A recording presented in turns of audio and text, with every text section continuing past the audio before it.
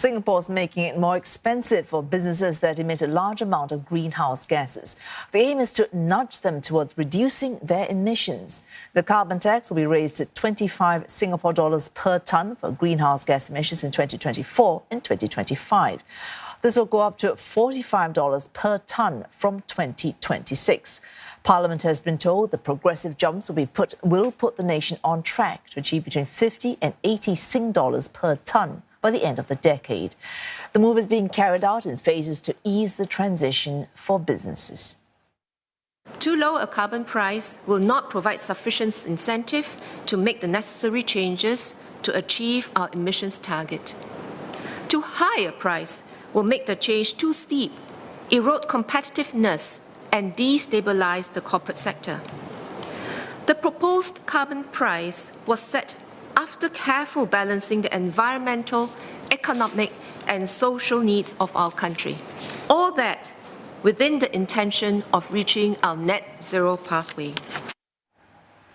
MPs raised questions over whether the carbon tax hike would hurt Singapore's global competitiveness. They also sought answers on the considerations in awarding allowances to certain companies. Workers' Party MPs called for a higher and a time-varying carbon tax, as well as a public registry for cases where facilities are allowed to surrender international carbon credits. Brendan Tarnoto tells us more. A push for climate change but not pushing businesses away. That's among key concerns MPs had on raising carbon taxes from 2024. The trade-offs include rising business costs and the squeeze on the profits of our companies. As an economy with exports constituting more than 170% of our GDP, we risk hurting our international competitiveness with the imposition of such substantial carbon tax. Our trading partners may turn to competitors which, with lower or no carbon tax, can underprice us.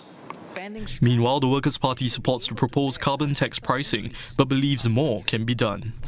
Allow the carbon tax to vary over time, with the specific rate adapted to the current prevailing state of the economy. Following standard principles of stabilization policy, such an optimal tax would strike a balance between safeguarding the economy and jobs while protecting the environment. If the economy is in a recession, God forbid, the tax would be scaled back. In contrast, if the economy is expanding strongly, it should be able to bear a stiffer increase in the carbon tax rate. To that end, concerns were also raised about the impact on daily living costs in Singapore.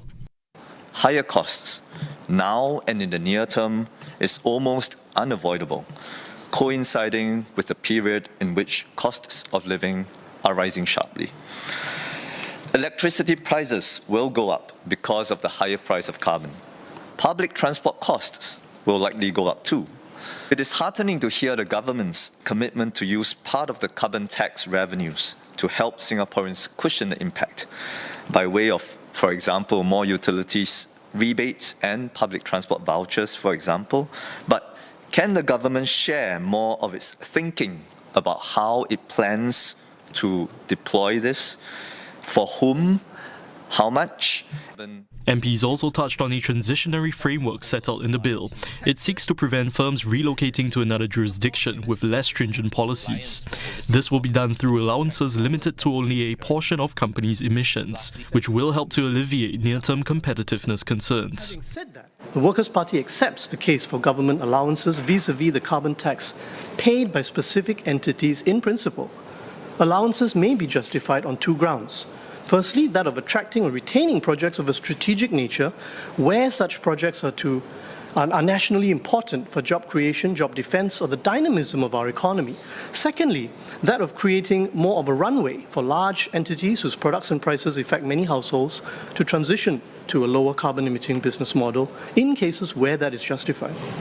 On this note, I would like to ask the government to expand on the considerations that will come into play in awarding allowances. And as carbon prices go up, an assurance from the government that households will get the support that they need. Authorities say that at $25 per tonne from 2024, the rise in carbon price would translate to a rough $4 increase in monthly utility bills for a 4-room HDB household. Citing rebates for utility bills and helping homes switch to energy-efficient appliances, The ministry says it will review ongoing schemes where needed. We will have to, from time to time, evaluate our carbon tax. Maybe we had it too high, maybe we had it too low, maybe we can move faster. Maybe there's already technologies out there that can make carbon price effective. We will have to change, but we need to give companies sufficient notice. And what we do in a year when it's bad, businesses is bad, utility is high, like we are experiencing now, you can be assured that the government will have very targeted measures that is timely and relevant. Addressing concerns from various MPs, Ms. Fu adds that the revenue generated from carbon tax will go back to helping companies decarbonise. It's all in a bid to speed up the nation's transition to a greener economy. In addition to energy efficiency support measures for businesses, we have earmarked funds under the Research, Innovation and Enterprise 2025 plan for the research, development and demonstration of low-carbon technologies that can drive deeper decarbonisation. The carbon pricing amendment bill was passed, but not before a back and forth between the ruling People's Action Party and the opposition Workers' Party. Workers' Party MP Jamus Lim had pushed for a higher tax rate than the government, but suggested a flexible carbon pricing method, or what he called a glide path to get there, in order to ease the burden on businesses and households. Sustainability and the Environment Minister, Grace Fu, rejected this, saying the messaging to companies must be clear and in line with Singapore's quest to go green. I suggested that we could do it incrementally the way that the ministry has suggested, but I also suggested that we could allow the specific level to adjust upward and downward according to economic conditions. So are you then saying that we can go out to the world and say, sorry, I've made the 2030 NDC on the basis of certain economic conditions, and now that the economic conditions are bad, there's a war out there, there is high inflation on energy, my NDCs don't count? No, but I think I was clear that the adjustments upwards and downwards are the same way that business cycles go upward and downward. So you would have it lower in a given year because of economic conditions, but when things picked up, you would raise it back so that you met the original target. So you are suggesting a very variable carbon tax rate ends with 58 to 133, but without knowing how it's going to get there, not even knowing what 2024 is going to be. I think you would set a target, but be able to adapt to economic conditions the same way the interest rates are routine. Rate for 2024? As I said, it's not complicated. You set a target. What is that rate? What is the number? We can go with the government's proposed number, say start with $25, okay, so as I said in my speech. So 2025, are you going to stay with $25 as well? Or we would have to look at economic conditions. Can you please tell me, describe to me your carbon tax glide path in numbers? Because I'm a business, I need to know. I speak on behalf of the business. I need to know.